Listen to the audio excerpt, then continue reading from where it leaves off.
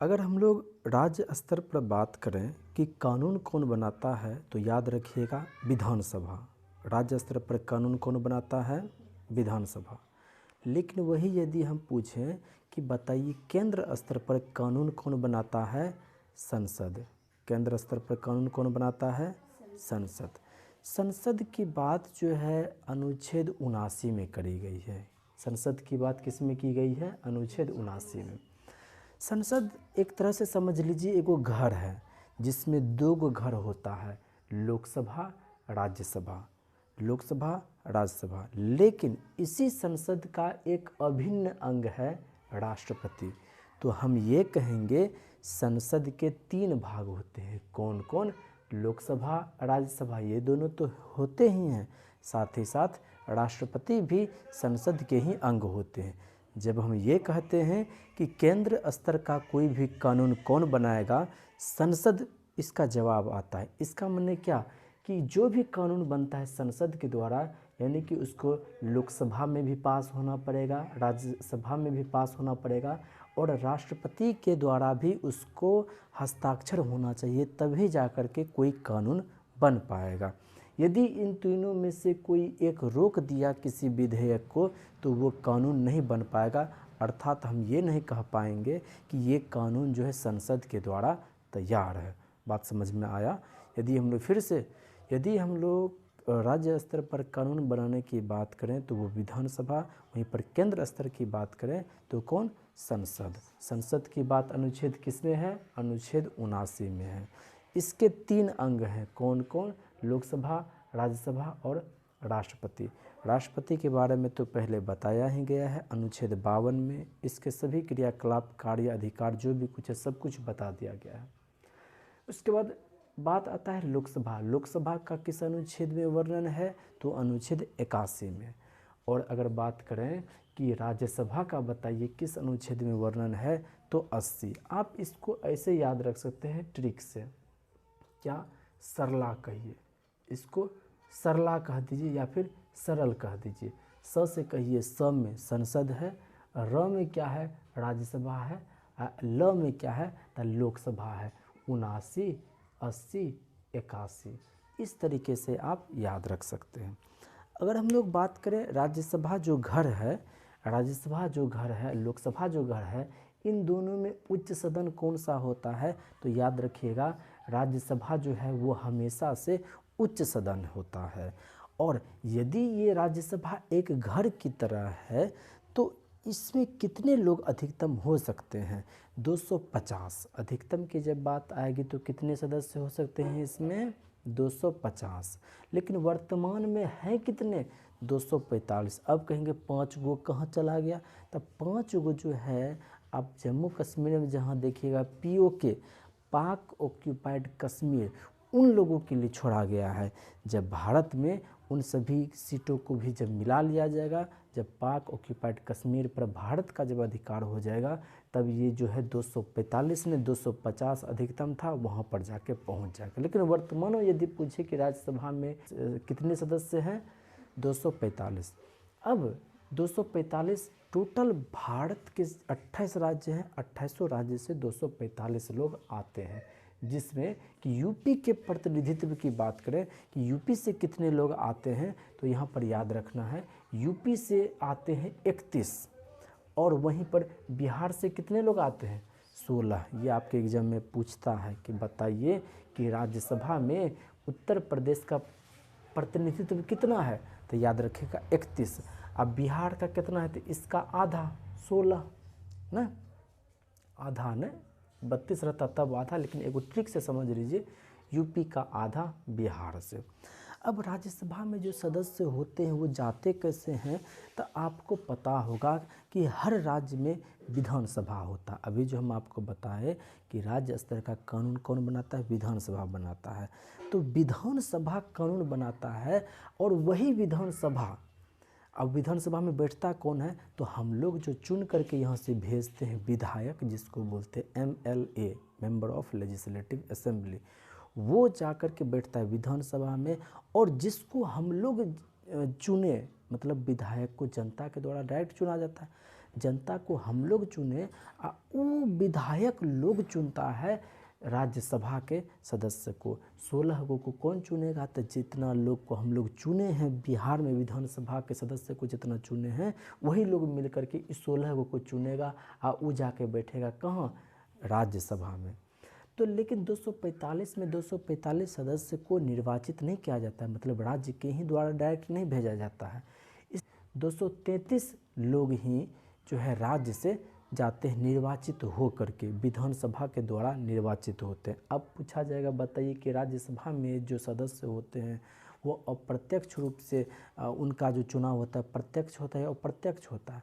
तो जनता तो इसको थोड़ी चुन के भेज रहा है, जिसको हम चुने हैं वो चुन के भेजा है उसको, तो ये हो जाएगा अप्रत्यक्ष। प्रत्यक्ष नहीं हुआ, जबकि विधानसभा का चुनाव प्रत्यक्ष, लोकसभा का चुनाव प्रत्यक्ष। अभी जो लोकसभा का चुनाव होगा वो भी प्रत्यक्ष होगा, कहे कि डायरेक्ट हम चुनेंगे, ठीक है ना। विधानसभा का चुनाव होगा जिसमें हम सीधा चुनेंगे तो वो हो गया प्रत्यक्ष, लेकिन जिसमें हम जनता भाग नहीं लेगा तो वो हो जाएगा अप्रत्यक्ष। तो ये जो 233 है ना, तो इनको जनता के द्वारा डायरेक्ट नहीं चुना जाता, जनता जो जिसको चुना वो चुनता है, तो इसलिए ये अप्रत्यक्ष हो गया। लेकिन इसमें 12 सदस्य जो है वो मनोनीत किए जाते हैं। 12 सदस्य, 233 तो राज्य, 28 राज्य से निर्वाचित होकर के आएंगे, जिसमें कि यूपी का कितना प्रतिनिधित्व है? 31 गो, बिहार का उससे आधा 16 गो। लेकिन इसमें 12 गो जो लोग हैं वो मनोनीत होते हैं। अब सवाल आता है, मनोनीत होते हैं तो इसको मनोनीत कौन करता है? तो राष्ट्रपति करता है। इसका माने क्या कि हमको भी मनोनीत कर देगा, आपको भी मनोनीत कर देगा, किसी को भी मनोनीत कर देगा क्या? नहीं। जिसको देखता है कला, साहित्य, विज्ञान, जिसमें कुछ ऐसी बातें होती है जिसके वजह से भारत की प्रतिष्ठा, देश की प्रतिष्ठा, गौरव का सवाल, गौरव की बात आती है, तो उन सभी ऐसे लोगों को मनोनीत कर सकता है राष्ट्रपति, 12 लोगों को। और ये बात कहाँ से लिया गया है? तो ये बात जो है आयरलैंड के संविधान से लिया गया है। आपको ही पता होगा भारत में अंग्रेजों का अधिकार था, जब वो जा रहा था तो भारत सोचा कि अब हम अपना देश कैसे चलाएंगे, इसके लिए संविधान की आवश्यकता पड़ी। अब संविधान बनाएगा कौन? तो पूरा विश्व का लोग संविधान बना के बैठल था, तो भारत सोचा कि क्यों न सब में जो अच्छी अच्छी बातें हैं सबको हम एडॉप्ट कर लें। तो उसी में आयरलैंड में ये बात था कि सदस्यों को मनोनीत करता है राष्ट्रपति। तो सोचा भारत में भी इस तरह का प्रावधान लाया कि 12 सदस्यों को मनोनीत कौन करेगा? राष्ट्रपति, ठीक है। अब सवाल ये है कि राज्यसभा में सदस्य तो 245 बैठेंगे, लेकिन उनका कुछ योग्यता भी तो होनी चाहिए, जैसे वो भारत का लोग होना चाहिए, पहला बात।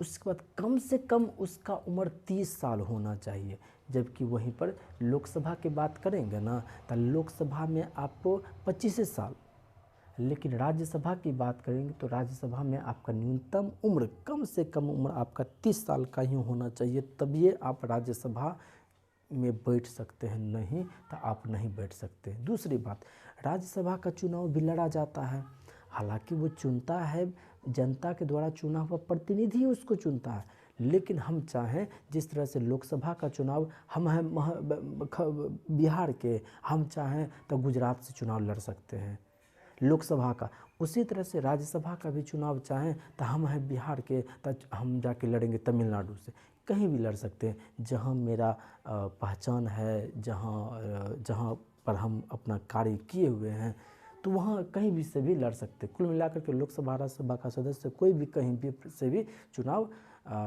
लड़ सकता है, ठीक है। हाँ, अपने देश में ही, अपने देश से बाहर कैसे लड़िएगा? तो कम से कम उम्र राज्यसभा का सदस्य बनने के लिए आपका उम्र कम से कम कितना होना चाहिए? 30 साल होना चाहिए। उसके बाद लाभ का पद नहीं होना चाहिए। लाभ का पद का माने सरकारी नौकरी, सरकारी नौकरी को कहा जाता है लाभ का पद।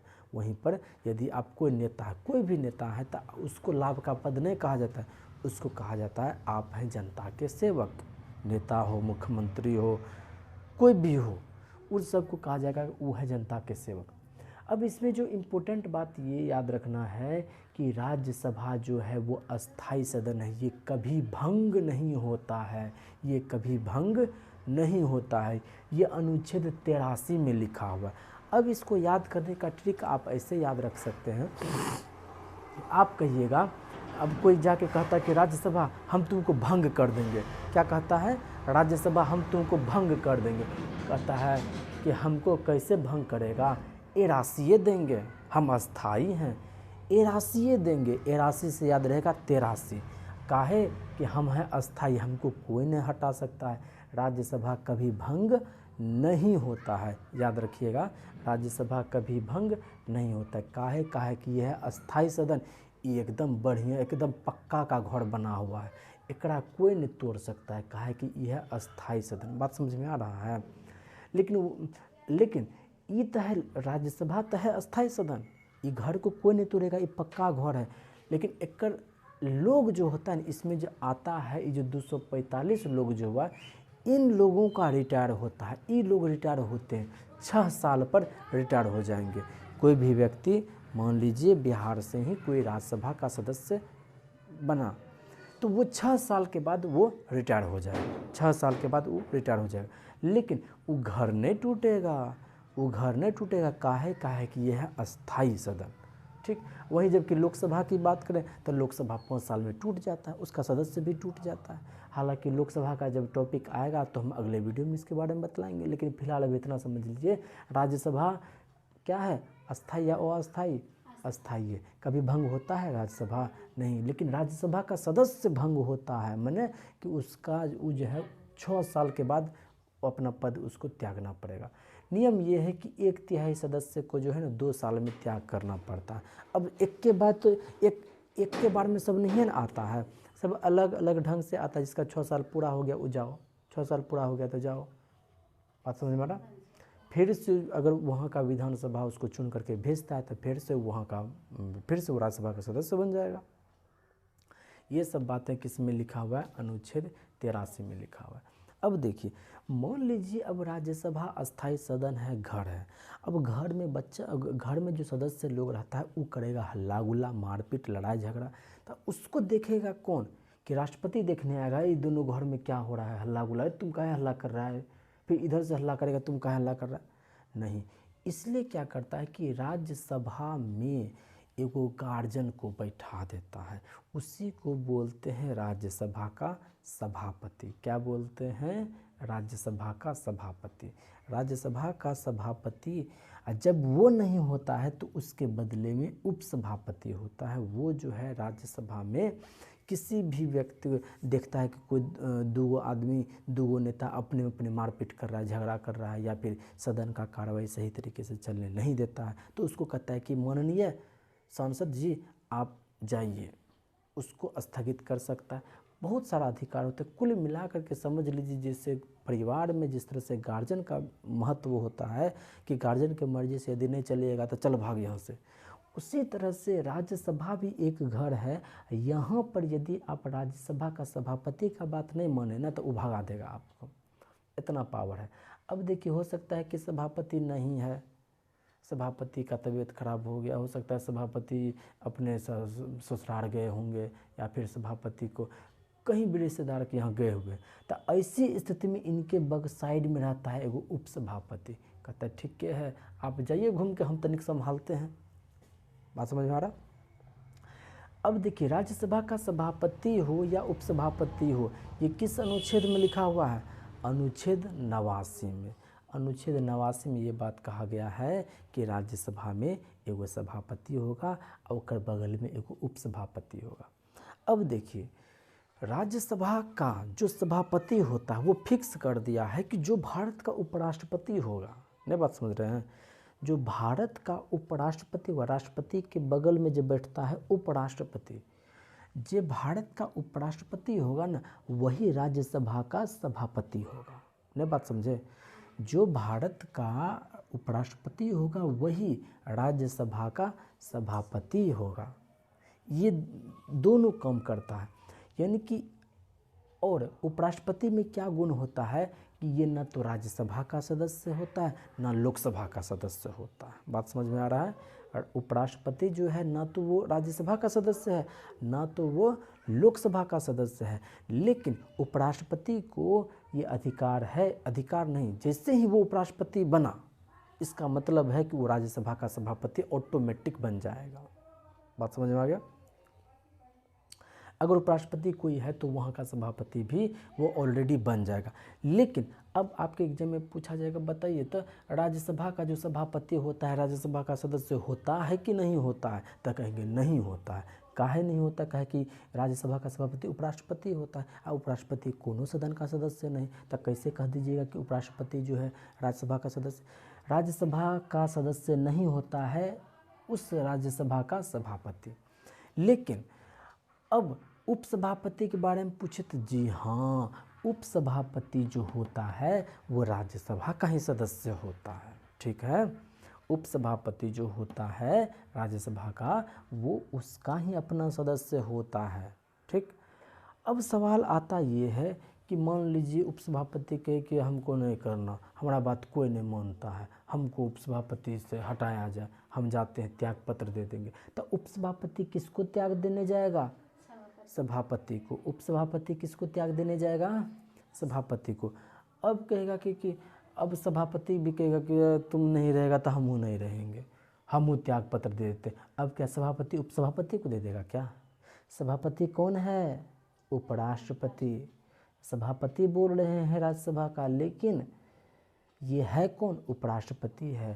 तो अब ये अगर अपना त्यागपत्र देना चाहेगा तो ये देता है राष्ट्रपति को। बात आया समझ में? अगर राष्ट्रपति अपना त्यागपत्र देना चाहेगा तो किसको देगा? उपराष्ट्रपति त्यागपत्र देना चाहेगा तो राष्ट्रपति को। लेकिन उपसभापति यदि त्यागपत्र देना चाहेगा तो हाई बगल वाला कहेगा चाचा लीजिए, हमसे नहीं संभाल रहा है, आप ही संभालिए, तो ये संभालने लगेगा। अब दिक्कत ये है कि कभी कभी क्या होता है कि राज्यसभा का माई बाप, मतलब सीधा समझ लीजिए कि जो बोलेगा वो आपको भीतर में करना है। एकदम जैसे घर में गार्जियन होते हैं, पिताजी होते हैं, उसी हिसाब से यहाँ भी जो वो बोलेंगे वो करना पड़ेगा। अब दिक्कत ये है कि मान लीजिए इत्ते आप अधिकार दे दिए हैं, हो सकता है कि वो जो सभापति है, उपसभापति, वो मनमाना करने लगे, तब क्या करिएगा? तब उस पर है कि उसको हटाने के लिए आप उस पर महाभियोग भी लगा सकते हैं। लेकिन इसके लिए इसका तो महाभियोग अलग तरीके से चलता है, इसके बारे में हम उपराष्ट्रपति के बारे में बतलाएंगे अगले वीडियो में। हम यहाँ बात कर लेते हैं उपसभापति के बारे में। इसको हटाना है उपसभापति को तो 14 दिन पहले उसको बताना पड़ेगा, देखिए आपको हम हटवा रहे हैं, आप ठीक से काम नहीं कर रहे हैं, ठीक है ना, आपको हम हटा देंगे 14 दिन के बाद, आपको 14 दिन का समय दे रहे हैं। तो इसको 14 दिन पहले इसको सूचना दे दिया जाएगा सारा कुछ। उसके बाद राज्यसभा में जो सदस्य हैं 245, इसमें 2/3 बहुमत से जब कह देगा कि ये उपसभापति बढ़िया नहीं, हटाइए इसको, सही में बढ़िया काम नहीं करता, तो जब उस पर ये बात लागू हो जाएगा तब इसको त्यागपत्र ज़बरदस्ती देना पड़ेगा। ठीक है, एक तो त्यागपत्र हो गया तो इसको त्यागपत्र दे देगा, हो गया, अपना सीट पर से उठ जाएगा, चल जाएगा। लेकिन दूसरा है कि इसको जब हटाया जाएगा तो 14 दिन पहले उसको सूचना दिया जाएगा। लेकिन अभी तुरंत हम आपको बताएं कि राज्यसभा का जो सभापति होता है या उपसभापति होता है, इसके पास बहुत शक्ति है। उस जैसे अभी कोई विद्यार्थी भी क्लासरूम में आकर के बैठे तो वो हमारे अनुसार चलेगा, हम कहेंगे बैठो तो बैठेगा, हम कहेंगे उठो तो उठेगा, अगर हमारा बात नहीं मानेगा कहेंगे भागो यहाँ से। ठीक उसी तरह यहाँ भी अधिकार होता है राज्यसभा का सभापति का, राज्यसभा का उपसभापति का। सेम वही बात लोकसभा के भी अध्यक्ष में होता है, लोकसभा के उपाध्यक्ष में होता है। अब दिक्कत ये है कि उसी के खिलाफ महाभियोग लाए हुए हैं, उसी के खिलाफ हम बात कर रहे हैं और उसी को बैठा दिए हैं कि आप झगड़ा को देखिएगा। इसका मैंने सीधा सा ये हो गया कि दूध बिल्ली को रखवाली दे दिए हैं दूध का, केकरो पीने देगा, वो तो अपने न पी जाएगा खलिया। तो वही बात है, ऐसी स्थिति में जब राज्यसभा का सभापति हो या राज्यसभा का उपसभापति हो, उस पर हटाने का संकल्प यदि विचाराधीन है, यदि उस पर विचार चल रहा है कि इसको हटाया जाए, कहा है कि ये ठीक से काम नहीं करता, तो ऐसी स्थिति में वो पीठासीन नहीं रहेगा, वो अपना जगह पर नहीं रहेगा। मतलब कि उसको जितना उसके पास पावर था एकदम करता, बैठो तो बैठो, उठो तो उठो, वो सब न उस साइड हो जाएगा, उसके अन्य अलावा अन्य दूसरा व्यक्ति रहेगा वहाँ पर। ये बात किस में लिखा हुआ है? अनुच्छेद 92 में लिखा हुआ। लेकिन अब देखिए, राज्यसभा को कुछ विशेष अधिकार भी मिला हुआ है। ये सब तो था सभापति के बारे में। राज्यसभा को कुछ विशेष अधिकार मिला हुआ है। जैसे देखिए, अगर केंद्र ही सब कुछ देखता, प्रधानमंत्री ही सब कुछ देखता, तो मुख्यमंत्री की क्या आवश्यकता? कुछ नहीं। ठीक उसी तरह से विषयों को भी बांट दिया गया है। केंद्र के लिए अलग सूची रखा है, राज्य के लिए अलग सूची रखा है। संघ सूची में केंद्र सरकार कानून बनाएगा, राज्य सूची में राज्य सरकार कानून बनाएगा। लेकिन कंडीशन ये है कि राज्य सूची में भी केंद्र कानून बना सकता है, राज्य सूची में भी संसद कानून बना सकता है। किस अनुच्छेद के तहत? अनुच्छेद 249 के तहत। जब वो बात राष्ट्रीय महत्व का हो, तो ऐसी स्थिति में राज्यसभा को ये अधिकार है कि वो जो है संसद से कह करके 249 के तहत कोई भी कानून जो है वो 1 साल के लिए किसी राज्य विशेष पर थोप सकता है। कहेगा कि उस राज्य के लिए 1 साल के लिए वो कानून बना सकता है। कौन? संसद। जब बात आ रहा है संसद का, तो संसद अनुमति कौन देगा? राज्यसभा। लेकिन कानून कौन बनाएगा? संसद। 1 साल के लिए। संसद का माने उसको राज्यसभा से तो गुजरना ही पड़ेगा, लोकसभा से भी गुजरना पड़ेगा और राष्ट्रपति से भी गुजरना पड़ेगा। इन तीनों से होकर के गुजरना पड़ेगा, तब वो कानून जो है उस राज्य विषय में 1 साल के लिए वो वैलिड हो जाएगा। ठीक है। यहाँ पर अधिकार है राज्यसभा को, ये अधिकार देता है किसको? संसद को। अब अगला जो अनुच्छेद वो देख रहे हैं, अनुच्छेद 312। इसमें केवल और केवल ये जो है राज्यसभा को दिया गया है। ये अनुच्छेद 312 क्या है? तो केवल और केवल राज्यसभा को दिया गया है। इसमें अखिल भारतीय सेवाओं का सृजन कर सकता है अनुच्छेद 312 के तहत। कौन? अकेले राज्यसभा। इसमें संसद का कोई वैल्यू नहीं। ऐसा नहीं कि राज्यसभा के कहने पर फिर से संसद अखिल भारतीय सेवाओं का सृजन करेगा, नहीं। यहाँ अकेले राज्यसभा ही अनुच्छेद 312 के तहत अखिल भारतीय सेवाओं का सृजन कर सकता है। जैसे पहले IFS नहीं था, इंडियन फॉरेस्ट सर्विस, इसको जोड़ा कौन? राज्यसभा के कहने पर अनुच्छेद 312 के तहत इसको जोड़ दिया गया। लेकिन 249 के तहत राज्यसभा को ये अधिकार है कि वो राज्य सूची में कानून बना सके, लेकिन अकेले राज्यसभा के द्वारा नहीं, बल्कि संसद के द्वारा, यानी कि राज्यसभा, लोकसभा, राष्ट्रपति, इन तीनों से होकर गुजरना पड़ेगा। लेकिन 1 साल में, एक बार में 1 वर्ष के लिए ही उसको हम लागू कर सकते हैं। अगर उसको अगले समय के लिए भी लागू करना है तो फिर से उसको संसद से होकर के गुजरना पड़ेगा। और एक मामला आता है धन विधेयक। धन विधेयक के मामले में राज्यसभा का अधिकार 0 हो जाता है। धन विधेयक के मामले में राज्यसभा का पावर 0। धन विधेयक के मामले में राज्यसभा का पावर 0 हो जाता है। तो ये राज्यसभा के बारे में था। अगले दिन हम लोग लोकसभा के बारे में पढ़ेंगे।